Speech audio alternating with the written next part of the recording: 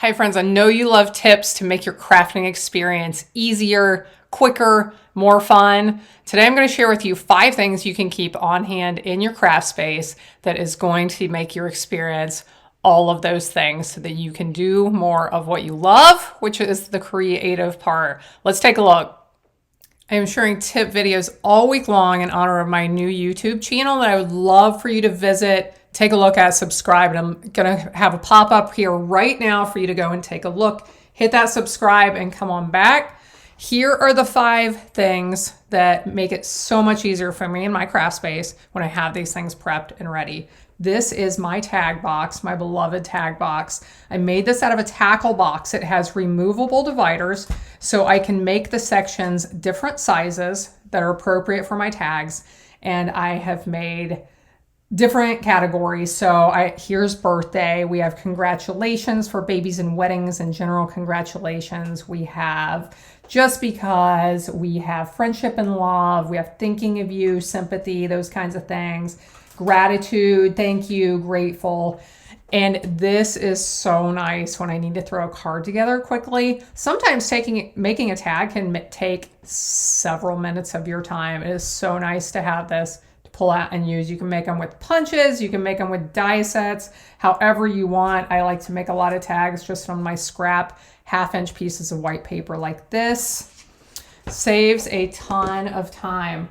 The second one I like to keep on hand are my mats that fit the fronts of my cards. So these measure 4 by 5 1/4. This would be the right size for the inside of a card. And a lot of times I'll use these on card fronts as well to stamp on. Maybe I'm going to do some blending with a blending brush. I can do lots of different things with them.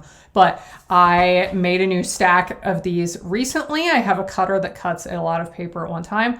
I cut a stack probably about 10 or 12 inches tall of these because I go through these things like crazy. Makes life so much easier to have a lot of them on hand. This right here is my favorite, friends. These are my card bases. So I take my 8.5 by 11 paper, I cut it in half, the 5.5-inch mark. These are the right size to serve as my card bases. So I have some in all of the colors that I use. I think there are 53 colors here. This is something new I'm trying. The labels over here, my daughter helped me with these. So here you can see this is not my handwriting, but I thought sometimes when I flip through a lot, the edges start to get a little worn down. So I thought if I use these tabs, I believe these are Post-it tabs that are removable, then I can flip through with these, grab the one I want, and not be wearing down the edges of my cardstock in the process. So card base is prepped and ready. This was a total game changer when I started doing this. Fourth, I like to keep templates, stencils, things that I have created for one card that I can use for another card. I keep these after I make them so I can lay this on my card. You may be able to see I used a blending brush on this and use that as a neat template to apply some blending to the card. Or maybe I'm going to do some spritzing through it. These are templates that I use on my scoring board to hold my paper at different angles. I can tape this to my scoring board and then put my piece for my card in the corner. It holds it at an angle so I can score at any angle I want to. So I love to keep templates like this on hand. And this is going to look like a big pile of a mess because it is. This is a drawer out of my white drawers on the edge of my craft room, if you've seen my craft room tour. And when I have pieces that I've made for cards that don't end up getting used, okay, do you ever have that? And you're like, well, what am I going to do with this? I throw them all in a drawer. And then at some point, every once in a while, I can come back, I can go through this, grab some of these pieces and make some cards out of them. Now, this drawer is a bit full. I think that's my sign. I need to get in here and turn these into some cards, right? So this is fantastic as well. Like I said, if you need to throw a card together, don't have a lot of time, come in, grab some of these, grab one of those tags that's already made. You have a card in no time. So I'll talk quickly about my new channel. I can no longer sit around and watch what's going on in our country and not respond, friends.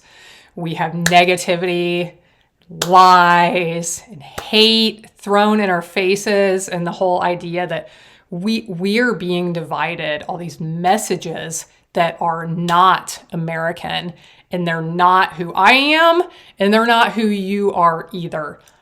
I'm tired of it. I'm fed up. I'm joining the conversation.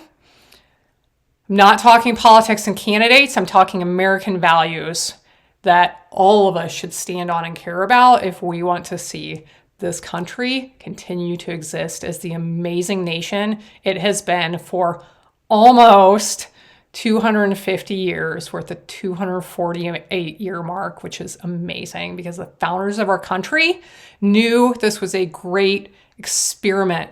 Democracy, a republic where people ran themselves, never existed before in history. They were like dreaming up new ideas that had, like in ancient Greece, I guess it was tried for a very short time and then it ended. And like at some point, France tried it and it ended horribly. And like this was a great experiment. And they knew more than anyone how fragile it was and how the only way it could work is if the people cared and took part, and if the people operated themselves morally. We've walked so far away from where we need to be. I care. I'm responding. I want to offer some productive things that you can do to help. You and I, normal people watching this, we can respond and do something to help. Take a look at that channel. It's called Life with Anna Helman. I appreciate you. If you find value in it, please share it, comment, like, help other people find it. Have a blessed day. I hope you'll be back again when I'll be here helping you to hand make with love.